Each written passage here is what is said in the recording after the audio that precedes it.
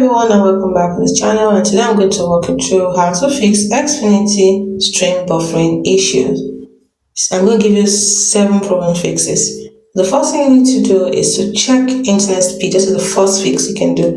Ensure that the internet speed is about 25 plus Mbps for HD streaming. The second fix is to use Ethernet instead of Wi-Fi. So for a stable connection, close background apps and then free up bandwidth on your device. So once you've done that, the next step is to lower streaming quality. Adjust to 720p in Xfinity stream settings. Then the fifth fix is to restart the modem and router. Power cycle to refresh the connection. And the sixth step you can use is to clear app cache.